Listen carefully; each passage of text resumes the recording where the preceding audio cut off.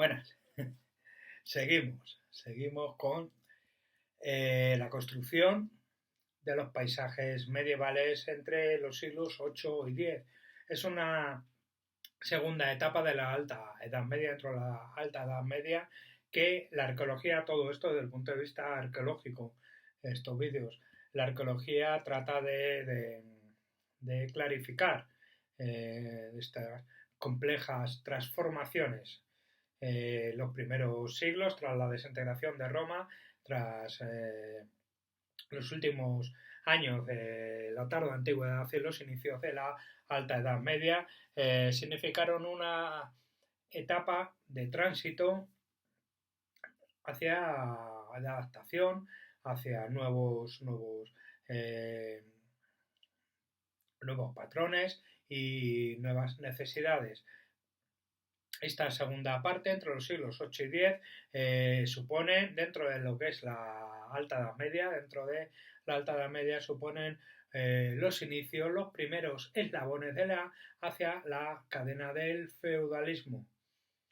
Las aldeas de los siglos 8 y 10, entre los siglos 7 y 9, aparecen nuevos patrones de poblamiento que terminarán configurando el paisaje medieval a partir del año 1000.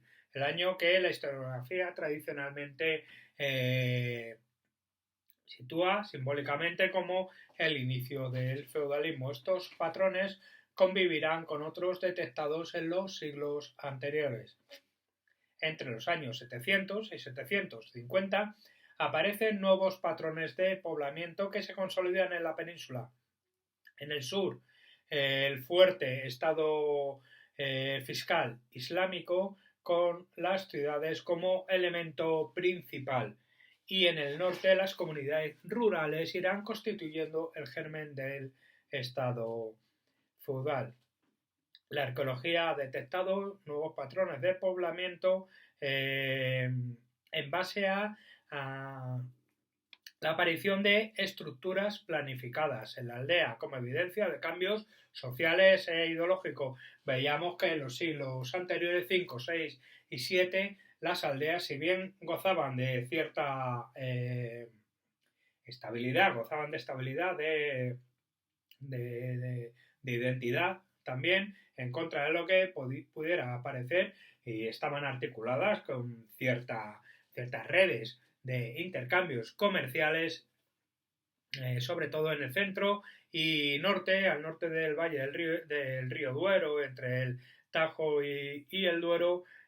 Ahora no había una planificación en esas aldeas, estaban organizadas, pues bueno, como podían, sin esa planificación, lo que denotaba que los poderes locales, si bien estaban empezando a configurarse, todavía no tenían esa capacidad de ordenar, de planificar, de estructurar, como ya empiezan a aparecer aquí en el siglo VIII. Aparecen esos líderes con control territorial en los castillos de segunda generación que veremos ahora, en qué consistían, son los menos conocidos, y ahí también se han detectado la paleobotánica, los estudios auxiliares en los que se apoya la arqueología. Las ciencias auxiliares han detectado cambios en la producción agropecuaria, en la agricultura y en la ganadería.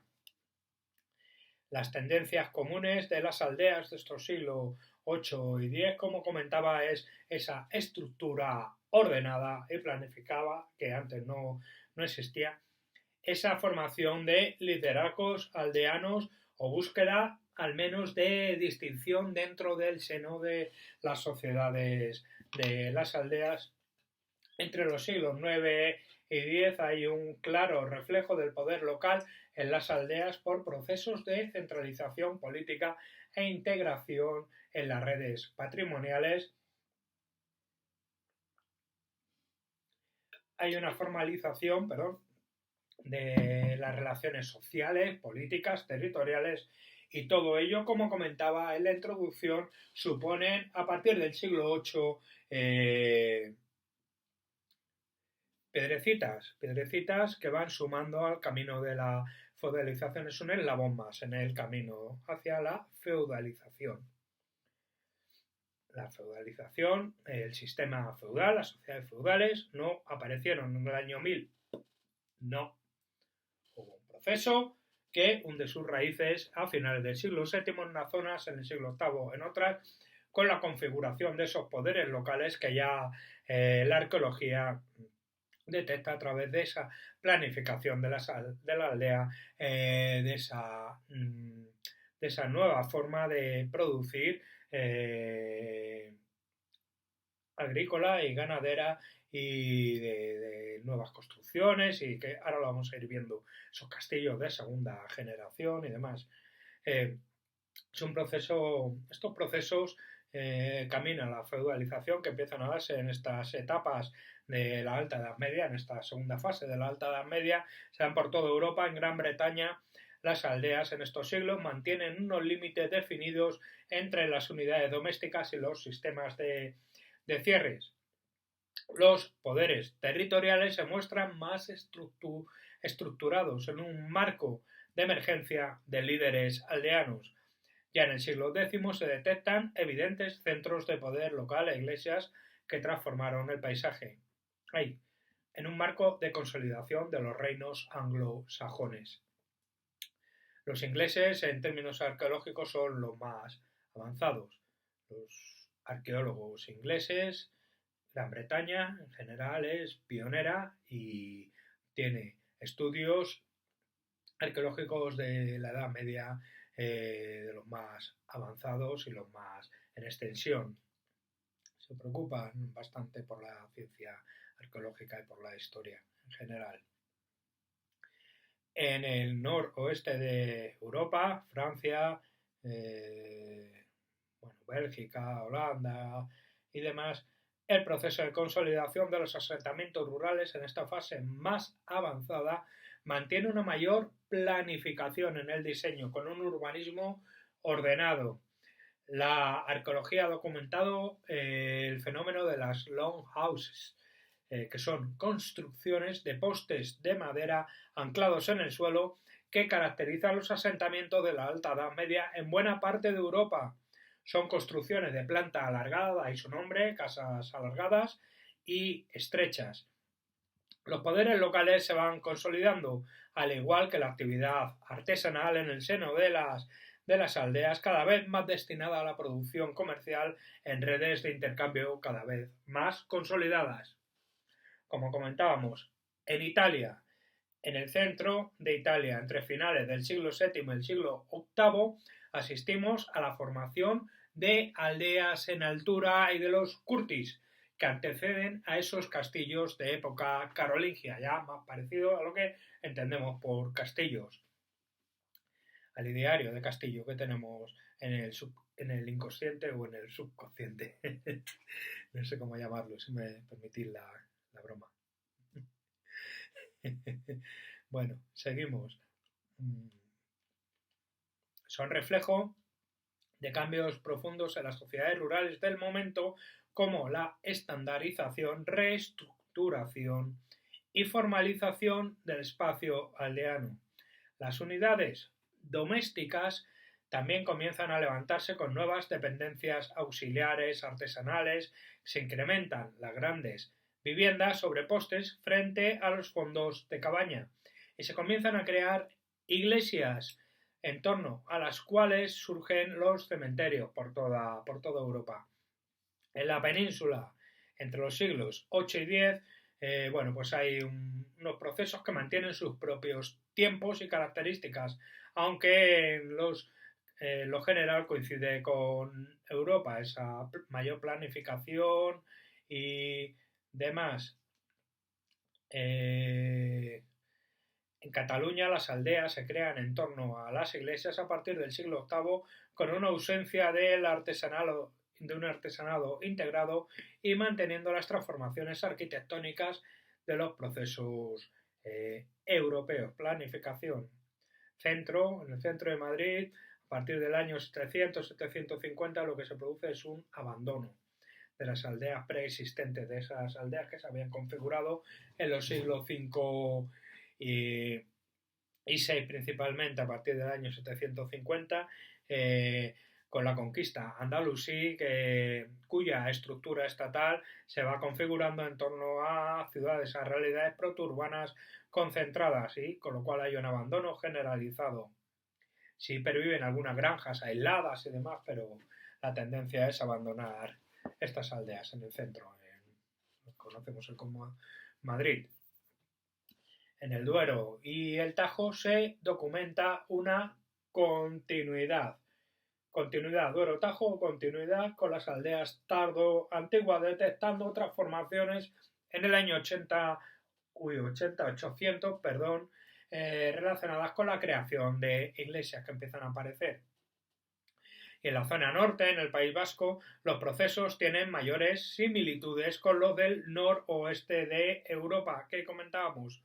Durante el siglo VIII se detecta un proceso de nucleación y densificación de los asentamientos previos campesinos, configurando verdaderas redes de aldeas.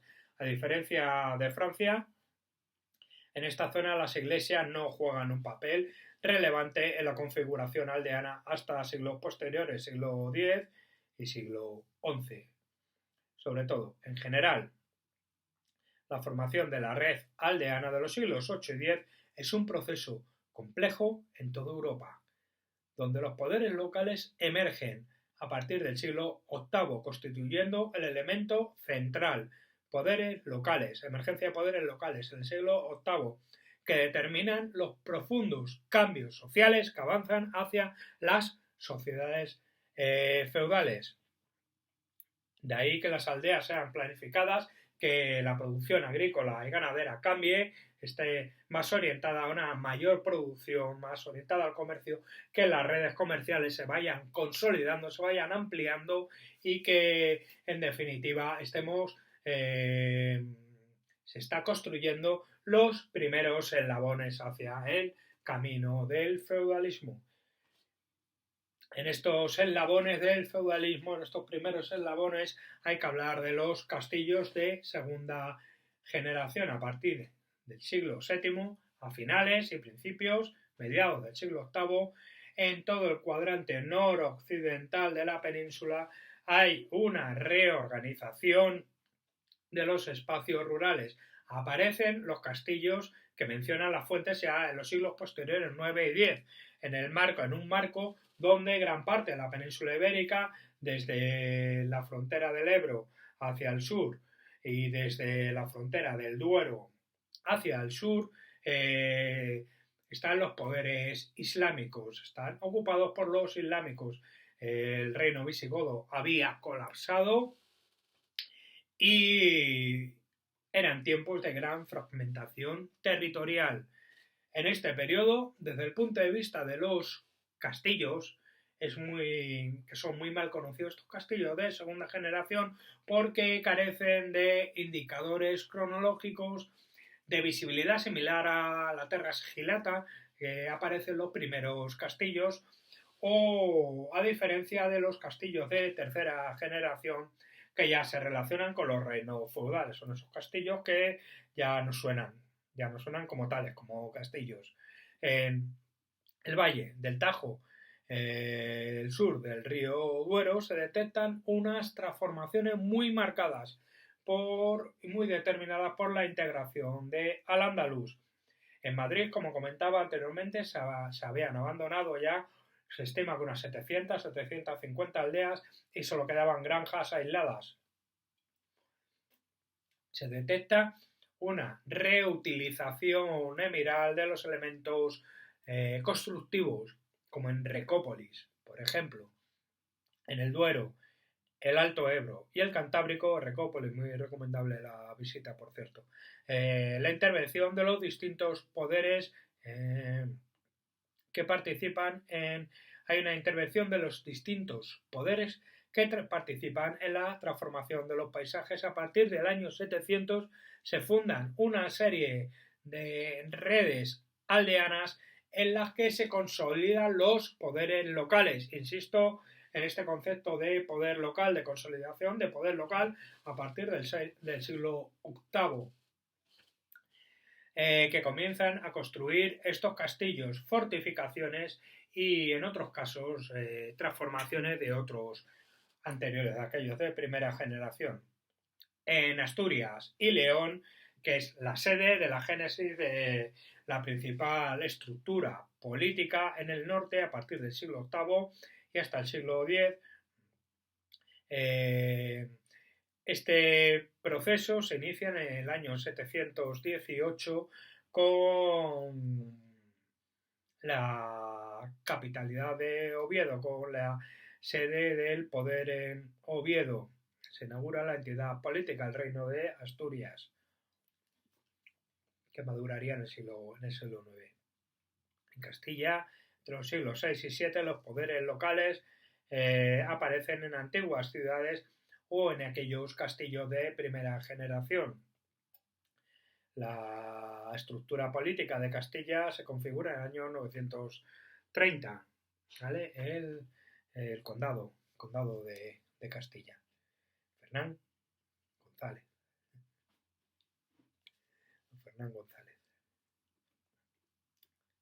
Bueno, en cuanto a las prácticas agrícolas y ganaderas, también hay cambios en el siglo VIII. Hay un cambio en la estrategia productiva que, como comentaba, ha sido analizada por las ciencias auxiliares en las que se apoya la arqueología. Paleobotánica es la que más fuerza tiene. La paleozoología también y demás. Se relacionan los cambios con las nuevas morfologías de los asentamientos derivados de los nuevos marcos socioeconómicos a partir del siglo VIII principalmente. Estos poderes locales es muy probable que influenciaran, que dirigieran la producción agrícola, orientándola a producciones más comerciales, más fácilmente almacenables, más comerciales y demás. La arqueología del territorio analiza las distintas estrategias productivas y las nuevas orientaciones agrícolas y ganaderas de las comunidades y grupos dirigentes, poderes locales de la alta edad media, siglo VIII, poderes locales. Si se relaciona a eso, sale todo muy fluido, se entiende perfectamente lo que ocurre en el siglo VIII en toda Europa occidental y en la península ibérica con sus propios ritmos. En el cuadrante norte, porque en el cuadrante sur están los poderes islámicos que veremos en vídeos más adelante.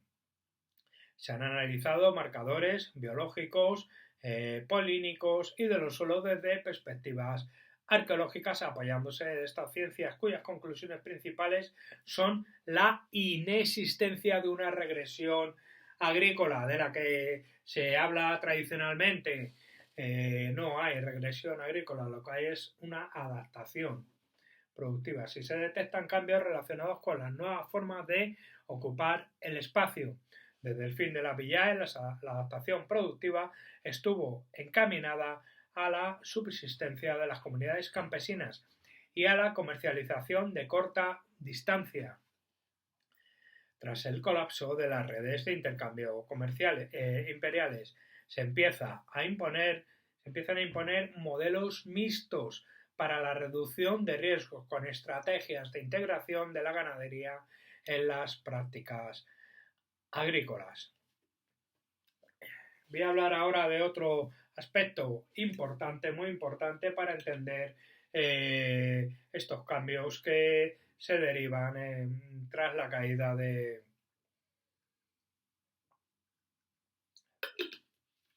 que se producen tras la caída de las estructuras tardo-antiguas del fin de la antigüedad y el inicio de la alta edad media, que son los poblados de los muertos, de las necrópolis a los cementerios.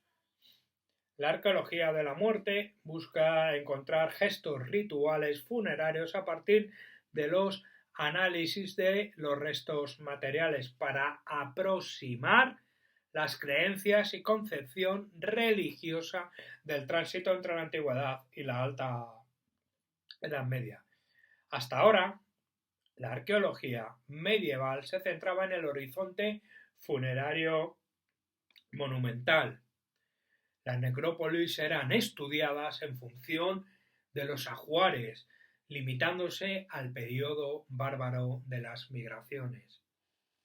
la arqueología de la muerte a una antropología cultural y física, extrayendo información de aquellas necrópolis y enterramientos aislados para intentar esclarecer los rituales funerarios y religiosos del momento y relacionarlos con los aspectos estructurales de las sociedades, la estratificación social, la organización familiar a través del ADN, enfermedades, esperanza de vida, demografía, paleodietas, género, dataciones, integración del paisaje cultural.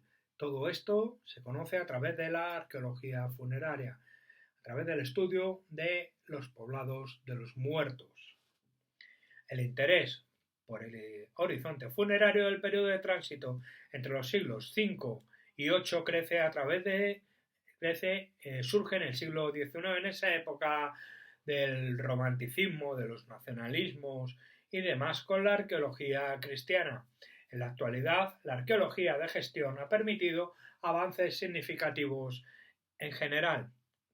En época romana, la diversidad de prácticas y ámbitos religiosos, diversidad, era lo común, era el común denominador, diversidad, pero todos ellos confluían en un hecho, en un aspecto, que era una clara separación entre el mundo de los vivos y el mundo de los muertos, tanto física como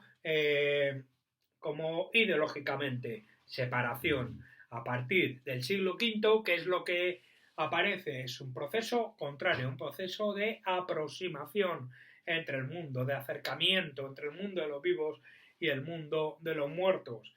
Los estudios arqueológicos ampliados han permitido dilucidar el principal aspecto de las creencias y rituales a partir de la desintegración imperial.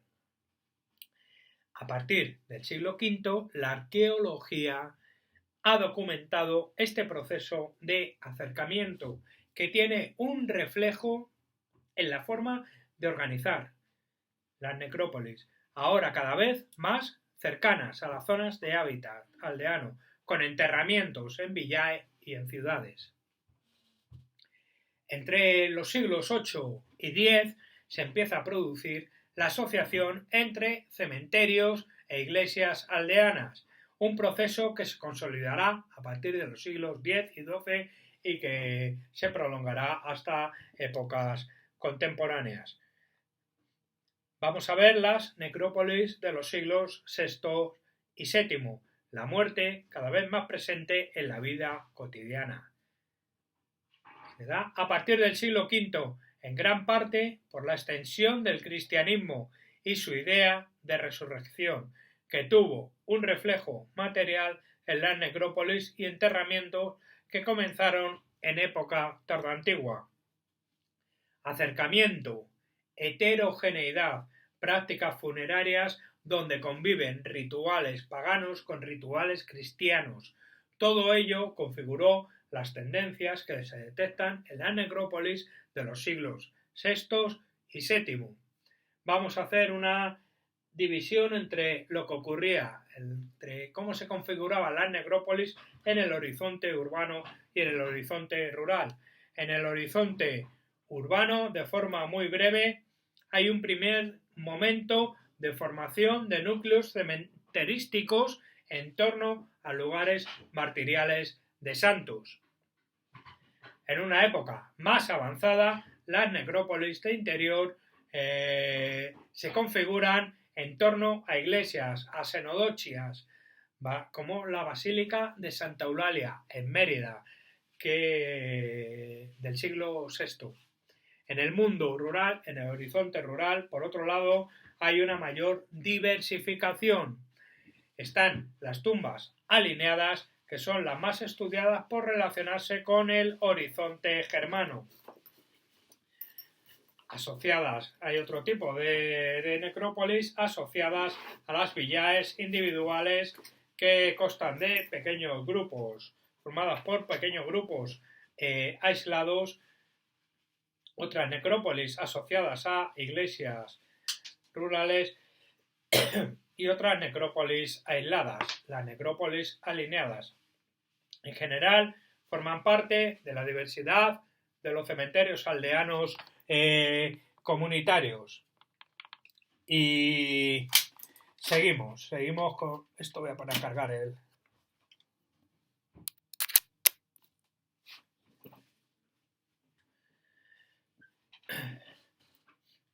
Las necrópolis asociadas a villae. Dentro de las necrópolis rurales tenemos el ejemplo de la necrópolis tardoantigua de Carranque, en la provincia de, en Madrid, en el sur de Madrid. Entre los siglos IV y V constituyen amplias necrópolis que ocupan ruinas y estructuras ya amortizadas, en muchos casos de aquellas villae que habían colapsado. Eran tumbas régulas que presentaban ánforas y están presentes hasta los siglos VII y VIII. Algunos autores la vinculan como reflejo de la continuidad de explotación del fundus y el papel central de las ruinas en el ideario mental de la sociedad del momento.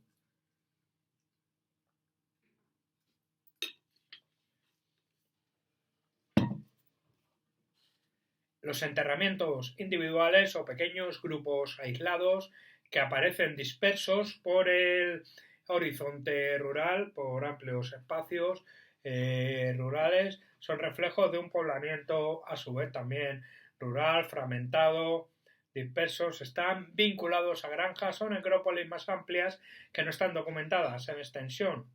Hablamos, por ejemplo, de los enterramientos individuales de Fuente de la Mora en Madrid, y a veces forman parte de otras necrópolis más grandes. Luego están las necrópolis asociadas a iglesias rurales, próximas a iglesias paleocristianas, que empiezan a aparecer a partir del siglo VI y que se generalizan ya en el siglo IX con la consolidación de la red parroquial. Son muy poco comunes y, por ejemplo, se conoce la iglesia martirial de María Alba el León. Y luego están las necrópolis alineadas, cementerios comunitarios aldeanos, entre los siglos V y VII, que forman extensas necrópolis. Algunas tumbas tienen ajuares, están formadas por tumbas alineadas, ocupan el sector sobre todo central de entre el Duero y el Tajo, aunque también se han detectado este tipo de necrópolis alineadas en la Bética y en la Lusitania. Suelen estar en zonas elevadas próximas a vías de comunicación y en hábitats no siempre documentados. En la península ibérica se conocen como necrópolis visigodas por la existencia del estado visigodo. Son necrópolis alto medievales rurales dentro de los enterramientos en este horizonte rural de aldeas. Esta necrópolis mantiene una serie de rasgos comunes. La mayoría se encuentra en el sector central de la meseta entre el Duero y el Tajo, que es un área con escasa presencia de centros urbanos y un amplio número de grandes villaes tardorromanas, como Carpio del Tajo, Duratón, Cacera de las Ranas. Destacar que se encuentran en zonas elevadas próximas a vías de comunicación. La mayoría no se han podido asociar a la aldea, sí que son tumbas alineadas que forman grupos sociales, familiares, con espacio de documentación, de comunicación entre ellas. Son amplias necrópolis con ocupaciones muy densas que han tenido que ser reutilizadas y con usos múltiples. Una parte de ellas, aproximadamente el 30%, aparecen con ajuares como broches o fíbulas, que nos ofrecen datos sobre clasificación social. Aunque no se detectan poderes supralocales, sí que a través de estos ajuares se detectan diferencias en el seno de las aldeas, diferencias sociales interiores. Los rituales como escenario aparecen como escenario de representación buscando el prestigio. El ritual es la búsqueda, es el elemento que se utiliza para la búsqueda del prestigio hasta el siglo VIII, en el que la estrategia cambia y ese prestigio se empieza a buscar en torno a la fundación de iglesias y a las donaciones. Los cementerios de los siglos VIII y X. En el siglo VIII, como hemos visto anteriormente, se producen una serie de cambios que ya están generando los primeros eslabones del feudalismo. Pues esto tiene un reflejo también en el poblado de los muertos, en los cementerios. Ya no son necrópolis, son cementerios, porque empiezan a homogeneizarse. Antes eran muy diversos, como hemos visto, próximos a villae, dispersos, enterramientos, tumbas alineadas. Ahora hay una mayor homogeneización y una uniformidad de los rituales, que esto ya no se utilizan como búsqueda de prestigio. En estos siglos las necrópolis pasan a formar parte del espacio aldeano. Surgen los cementerios como una parte esencial de la cohesión de la comunidad. Los vivos y los muertos comparten espacio físico y mental, aproximación, ya cercanía total. Ahí se comparte el espacio físico y mental, lo que favorece la memoria colectiva y la generación de identidades y de sentimientos de comunidad. El mundo funerario es desplazado por la fundación de iglesias para escenificar el prestigio entre la élite aldeana. No se detectan ajuares, lo que representa una dificultad para los arqueólogos a la hora de identificar estos cementerios. A partir del siglo X se consolida el binomio iglesia-cementerio. En la península ibérica se ha estudiado en algunos sectores como indicadores del poblamiento rural campesino, como los cementerios paradigmáticos de Vizcaya, estudiados por el arqueólogo Camino, como los Momiotio o Mendraca, entre los siglos IX y X, siglos en los que nacen los cementerios concentrados y estables en torno a iglesias prerrománicas. Encontramos una serie de necrópolis en estos siglos VIII y IX hasta el siglo X, con rituales funerarios variados, fosas simples talladas por roca, limitadas por lajas, etc. Y lo que sí hay es una pérdida de identidad de las sepulturas, que se abandonan las estelas y signos de reconocimiento que habían sido más importantes con anterioridad y ahora pierden importancia con respecto a la iglesia. Importante y llamativa las tumbas excavadas en roca, las llamadas tumbas olerdolanas, que estudió el profesor Castillo y las relacionaba con las teorías del repoblamiento de Sánchez Albornoz.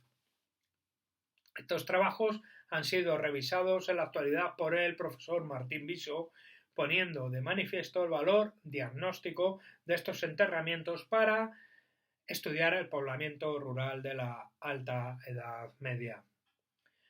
Muchos de estos enterramientos no aparecen asociados a iglesias. Destaca, por ejemplo, la necrópolis de Cuyacabras, en Burgos, del siglo IX, donde sí existe una iglesia alrededor. Supone unas 200 sepulturas alrededor del edificio religioso, formando bandas concéntricas donde las más antiguas ocuparían el lugar más central. Y para ir concluyendo las características de los siglos VIII y X de la configuración de los paisajes de la Alta Edad Media, de esta última etapa de la Alta Edad Media, las construcciones religiosas y domésticas ocupan un lugar destacado dentro de los registros materiales, lugar significativo para estudiar el tránsito de la Antigüedad tardía a la Alta Edad Media. En la península contamos con un gran patrimonio de iglesias prerrománicas y románicas. La arqueología trata de encontrar puntos de relación entre los centros de poder local y representación de los grupos dirigentes con estos edificios religiosos. Los primeros cristianos de la península ibérica están documentados en el siglo III y los restos materiales de edificios religiosos solo empiezan a aparecer a partir del siglo IV, el más antiguo conocido, el de Beauvalar en Lleida. Estos primeros edificios cumplirían unas funciones meramente funerarias. Las primeras iglesias como tal aparecen en el siglo V, tras la desaparición de las villae romanas, que, aunque contaran con edificios privados oratorios, no tenían ese carácter de iglesia como tal. Ya es en el siglo VI donde una serie de rasgos nos indican la aparición de iglesias paleocristianas que estaban destinadas a los sacramentos, ya iglesias como conocemos hoy en día, con las funciones que tienen hoy en día, que tienen estos rasgos: plantas basilicales, aparejos de mampostería, cubiertos de armadura, y cumplían diferentes papeles sociales con respecto a los poblamientos. Las iglesias visigodas, como se conocen a través de la historiografía, a las iglesias rurales de los siglos VI y VII. Estas iglesias altomedievales han sido interpretadas por diversos autores como manifestaciones de poder de la aristocracia rural y grupos de poder de esa época. Deben entenderse en un marco de construcción, consolidación y colapso del Estado visigodo. Las características de estas iglesias son de pequeñas dimensiones, una planta centralizada, unas técnicas constructivas muy especializadas y cubiertas abovedadas. La relación de la iglesia con la población es bastante desconocida, en el sentido que no se conocen iglesias asociadas a aldeas, están en lugares apartados. Y aunque sí existe un número de iglesias más reducidas asociadas a los castella, a estas estructuras de poblamiento concentrado, como la iglesia esta más antigua del Beauvalar en Lleida. Otras construcciones aparecen aparentemente aisladas, como Casa Herrera en Mérida, o próximas a Villae, que tal vez fueron la evolución de mausoleos y tumbas de propietarios que terminan como iglesias rurales o surgen como evolución de oratorios privados, como ocurre en la Villa Fortunatus en Huesca. En los siglos VIII y X, las estructuras eclesiásticas cambian la forma de concebirlas y la forma de entenderlas. A partir del siglo VIII, las iglesias que se levantan y hasta el siglo X jugarán un papel central como elementos articuladores del paisaje medieval. Estas iglesias del siglo VIII, como todo lo que hemos visto en el siglo VIII, hay muchos cambios profundos. Se ponen las primeras eslabones de la cadena del feudalismo. Son esencialmente creadoras de identidades locales. Esto se puede rastrear a través de los topónimos. Gran parte de las aldeas del momento, que tienen continuidad, algunas o muchas de ellas en la actualidad, tienen los nombres, asumen los nombres de las iglesias que se fundan, que se crean, que se construyen en el siglo VIII. Constituirían los centros sociales, ideológicos y especiales de los siglos IX y XI. Funcionarían también como polos de agregación poblacional y serían impulsoras de una reordenación de la red de poblamientos de aldeas medievales a partir del siglo VIII. Si en los siglos anteriores la desintegración de las estructuras tras la desintegración de las estructuras imperiales aparece el ritual funerario y los enterramientos como elementos de afirmación del prestigio de las élites locales, es a partir del siglo VII y especialmente en el siglo VIII cuando este prestigio deja de buscarse en los rituales funerarios para buscarse en la fundación de iglesia, la ostentación social, en la construcción de iglesias y donaciones religiosas. Se han documentado, a su vez, también fundaciones de iglesias por parte de las propias comunidades campesinas, no solo las élites eclesiásticas, sociales, políticas del momento, sino que las propias comunidades campesinas también fundaban sus iglesias, especialmente en zonas del área de los Pirineos y en Cataluña, como en la Seu d'Urgell, la comarca próxima a Andorra de Cataluña. En general, entre los siglos VIII y IX comienza una tendencia a la fundación de iglesias de manera notable. Las iglesias que en arte son conocidas como prerrománicas, con un efecto relevante en la organización territorial. Las más conocidas son las asturianas, estas pequeñas construcciones con complejas técnicas constructivas favorecidas por el mecenazgo real y con un efecto importante en la organización del territorio, como la iglesia de San Martín de Lillo, San Salvador de Valdedios, en Villaviciosa, Santa María del Naranco, etc. Estas iglesias asturianas prerromanas tan conocidas. La arquitectura doméstica también cambia a partir del siglo VIII, entre los siglos VI y VII son heterogéneas estas construcciones domésticas hasta la construcción de casas, de viviendas, con construcciones, con soluciones constructivas y tipológicas sencillas. Desaparece la técnica de cantería, aparece la técnica de albañilería. Las construcciones se realizan con zócalos de mampostería, trabadas con cal y alzados de tapial. Sencillez, es la palabra, sencillez, materiales más perecederos, construcciones perecederas, cabañas de madera. Hay un elemento constructivo importante asociado al almacenamiento de trigo, de grano, que son los silos, estos hoyos construidos en el suelo para almacenar. Y heterogeneidad es la otra palabra que define las construcciones de estos primeros siglos de la Alta Edad Media. En los siglos VIII y hasta el siglo X hay un cambio.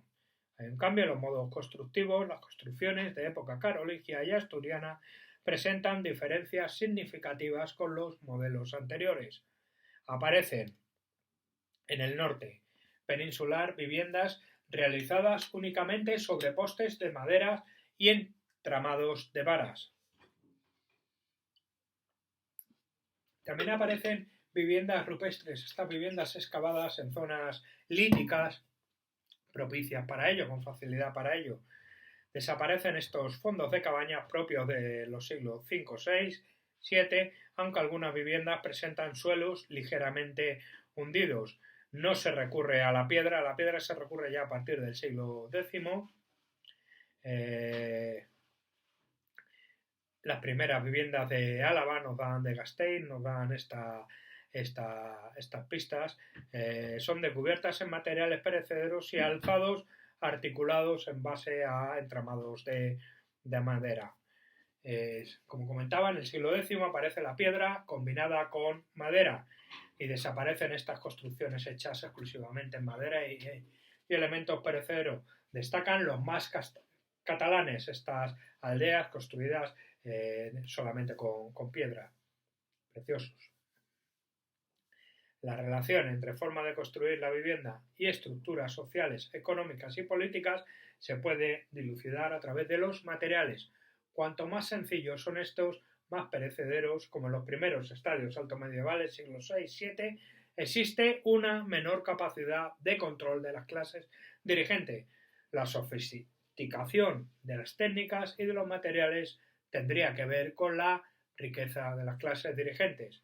En este sentido, la arquitectura doméstica de materiales efímeros, pobres, la sencillez propia de la tardua antigüedad y los primeros siglos de la Alta Edad Media, sería debido a un proceso de adaptación a nuevos contextos transformadores de las estructuras productivas y de la organización del artesanado asociado a la construcción. En ámbitos rurales, ante la fragmentación y desintegración de las redes comerciales de largo alcance, las comunidades aplicarían unas técnicas constructivas, digamos, de subsistencia, con los materiales que tuvieran a mano y con unos conocimientos mucho menos especializados, más básicos De ahí que desaparecen los canteros, aparecen los albañiles itinerantes y bueno, las propias comunidades construyéndose sus casas con los conocimientos que tenían y con los materiales que tenían a mano. La cantería era algo que ya no estaba a disposición de estas comunidades rurales tras la fragmentación de las redes comerciales y la desaparición de los canteros. No es que desaparezcan del todo, sino que hacen su trabajo ya de una forma más itinerante, más eventual. Sencillez, reutilización de materiales también, escasa especialización de los artesanos que funcionarían de manera itinerante y serían menos accesibles, más polivalentes, pero menos especializados. Y con esto